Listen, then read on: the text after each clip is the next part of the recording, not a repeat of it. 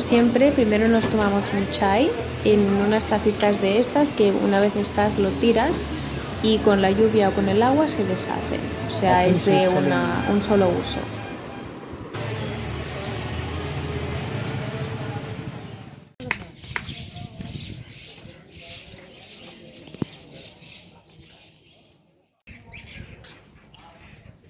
Somebody dropped some rupees here.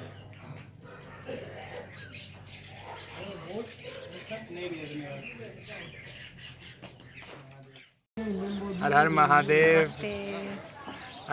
Hope you all are feeling blessed in these times.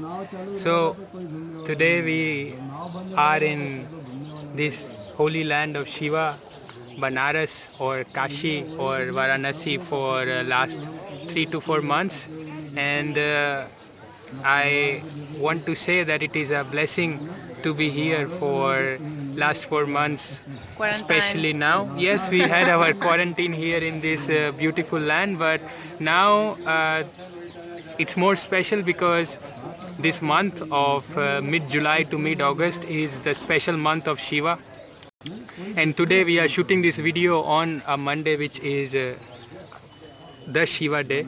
And why this month is special is because this is called the onset of monsoon here. It's coined by the term Savan, and it is special to every Shiva devotee because on each Monday of this month, which consists of 4 to 5 Mondays, they keep a fast for Lord Shiva, be it men or women especially, but because here, no, I was saying that here they don't fast like normal. It's not that they, no es que no coman durante todo el día, sino que hacen como un ayuno, pero comen según qué cosas pueden y según qué cosas no. O sea, comen patatas, potatoes, chips, what's chips? like Potato.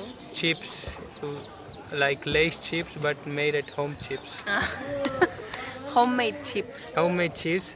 Yes, the fasting style is very different than we are aware in other places, but yes, as per the culture and for the religious thoughts, they do it for Shiva. They keep themselves hungry, and the idea is that they say that if the ladies will keep the fast, they will get a husband like Shiva, and for everyone else it turns out to be a blessing to fast for Shiva.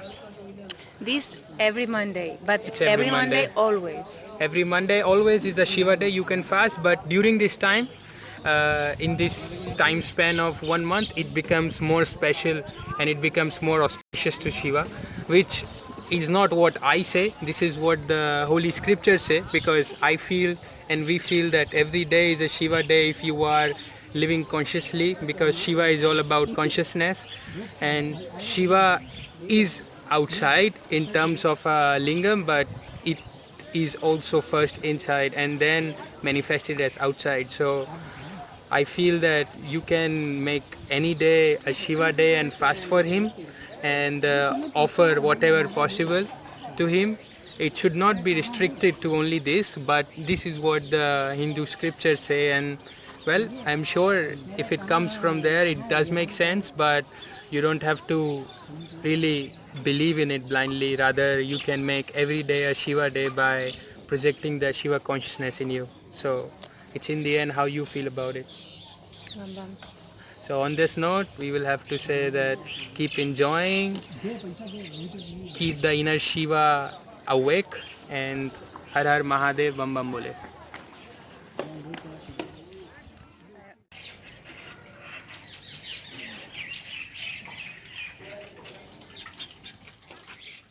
Would love to share a beautiful thought about the Shivalingas.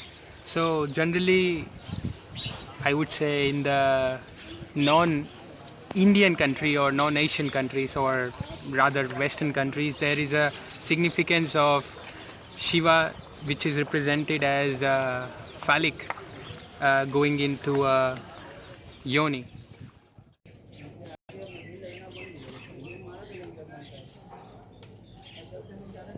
So talk while sitting, while standing, how does it go? But if I really elaborate on it, what it really represents, it's not only Shivalingam doesn't only represents sexual mergence of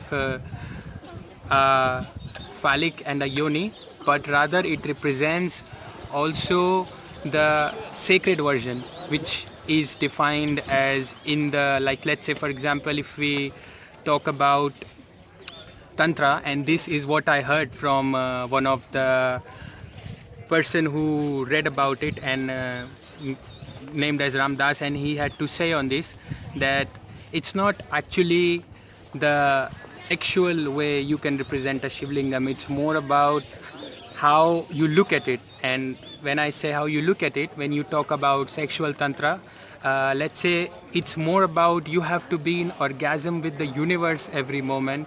And when you say every moment is orgasmic, that is when it represents the power of the phallic Shivlingam. And to say that how you will be in orgasm with the universe every moment, and to quote that, Ram Dass beautifully said that you have to be the penetrator and the one who is being penetrated. So you have to be the yoni when the universe penetrates things into you, and you also have to be the powerful penetrator to penetrate things into universe to create what you want. So you have to be the receptor and you also have to be the creator. And this is what the real significance of Shivalingam is, to be the penetrator and to get penetrated by a phallic into a yoni. So, And yeah, I want to say that, but this is very old. No one knows, no, this symbol, like yeah, when it started or when. it's always been represented like that, because as per Hindu scriptures it is also represented as the mergence of a divine masculine with a divine feminine. So it's not just a structure, it's not only a lingam, it is in the shape of it, but it represents the merge of a divine union of a male and a female, but on a universal level, not on the level of sexuality only. So, which is a thought that is very popular in the Western countries, that it just represents the like a phallic and a vagina, but it's not just that, it's This much is- more significant to it. This is very misunderstood in the West. Yes. So this was just to give a little bit of description to spread more knowledge and enlighten more people. Like I channeled it via Ram Dass, and now I'm forwarding it to more people to spread the message. So on that note, Har Har Mahadev. Vale, hago una pausa aquí el día después porque no sé si se entiende esta parte. O sea, lo que dice de Shivalingam y el Tantra y que no se entiende muy bien en Europa y América, que dicen que es como lo ven solo una cosa sexual, no es el Shivalingam, sino el Tantra en general. El Tantra en América y Europa se ve como algo sexual y ya está. Y el yoga viene del Tantra también, y es Tantra, y el budismo tibetano y todo esto. O sea que el Tantra no es solo sexual.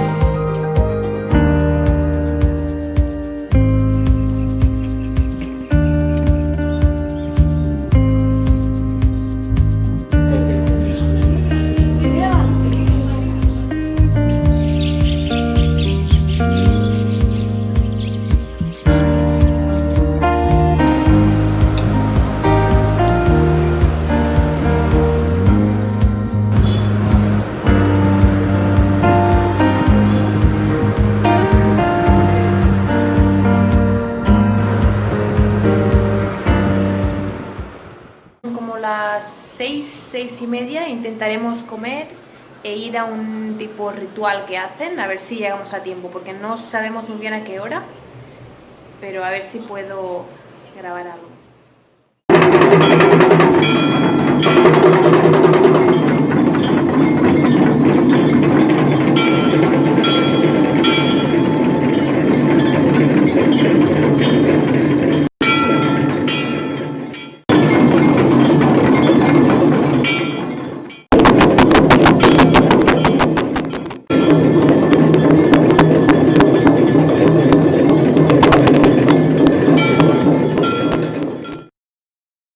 Bueno, hoy es el día después porque ayer entre los tambores y tal estaba como tipo en trance y no despedí el vídeo. Quiero decir que esto es los tambores, que tiene como dos, bueno, no sé cómo podéis ver, no sé cómo se hace, pero a ver. Esto es el instrumento de Shiva, se usa tanto en hinduismo como en budismo tibetano, creo, y se usa en prácticas tántricas y durante rituales de Shiva y tal. Y se dice que este sonido es el sonido de la creación, que Shiva lo usa para crear, ¿vale? Y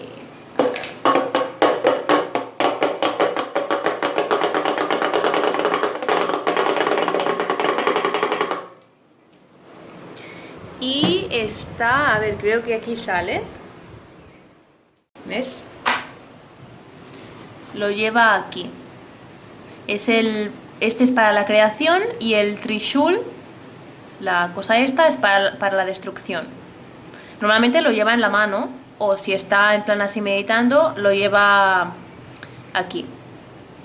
Y otra cosa, si queréis saber, esto que sale de su cabeza es el río Ganges, el Ganga. Shiva estaba en los Himalayas, pasaba tiempo en Himalayas y en Varanasi también. O sea que aquí están las montañas y el río. ¿Y qué más?